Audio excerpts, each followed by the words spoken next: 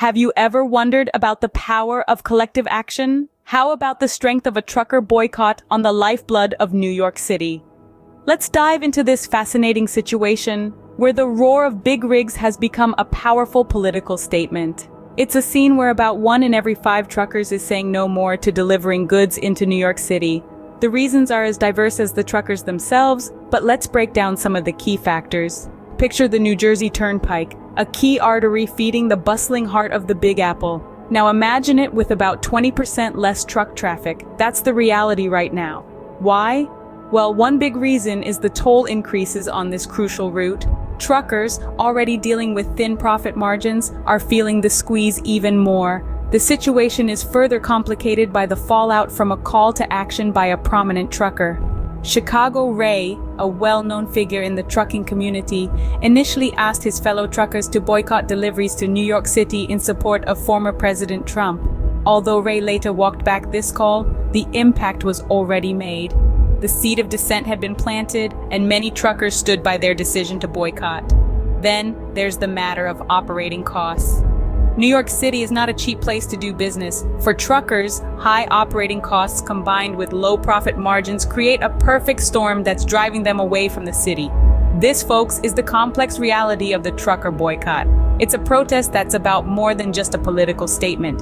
It's about the struggle of hardworking individuals against rising costs and dwindling profits. It's a movement that's shaking the very foundation of New York City's supply chain.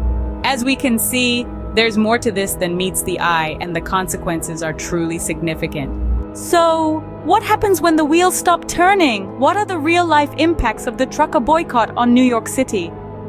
Let's start with an image we can all understand: grocery stores. Imagine walking into your favorite market and finding the shelves not just bare but eerily sparse. The fresh produce section, a few lonely apples and wilting lettuce leaves. The meat aisle, empty racks and a scarcity of options. The dairy section, forget about your favorite brand of milk or cheese. This is not some post-apocalyptic movie. This is the reality for many New Yorkers right now.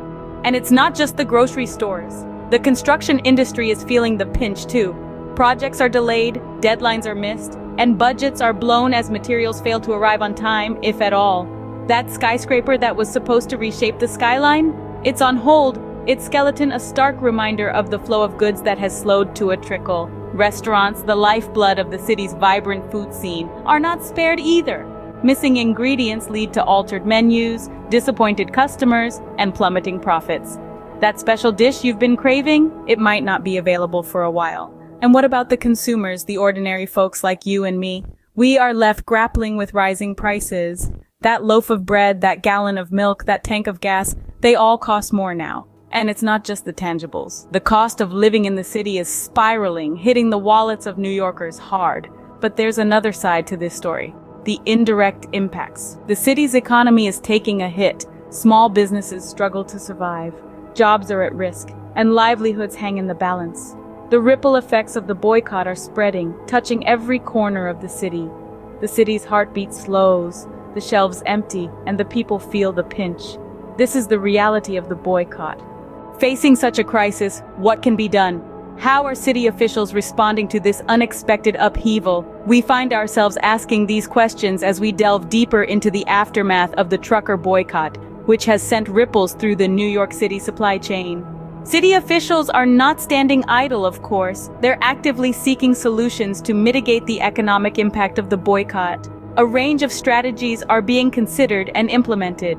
From increasing subsidies for truckers to offset the high operating costs, to exploring alternative transportation methods, the city is pulling out all the stops to keep its wheels turning. One potential solution that's gaining traction is negotiations between the truckers and city officials. The goal?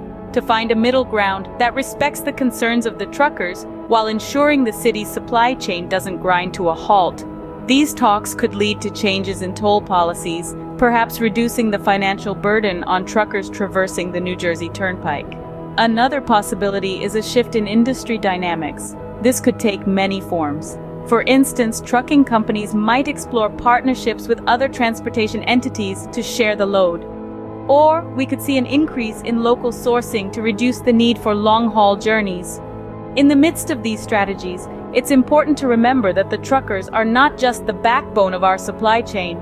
They're people with valid concerns. Their voices matter. Their participation in these solution-finding efforts is crucial. They are not just the problem, they are part of the solution. At the end of the day, the crux of the matter is communication. Open dialogue between all parties involved could pave the way to a resolution that benefits everyone. It's a challenging road, no doubt. The road ahead is uncertain, but one thing is clear: the city and its truckers must find common ground. In the end, what does this tell us about unity? This tells us that unity is a force to be reckoned with. The events we've discussed illustrate the profound impact of collective action. A group of truckers, each facing their own struggles, united in a common cause. Their unity wasn't just symbolic, it made waves. It disrupted the rhythm of a bustling city, it highlighted the issues they face, and it forced everyone to take notice. The power of their unity is reflected in the empty shelves, the delayed construction projects, the missing ingredients in local eateries, and the rising prices. It's evident in the city officials scrambling to find solutions. All of this is a testament to the truckers' unity and the strength of their collective action. This unity has shown us that even those who seem insignificant can shake the foundations of a metropolis. When united, even the seemingly insignificant can shake the foundations of a city. Remember, every wheel counts in keeping the city alive.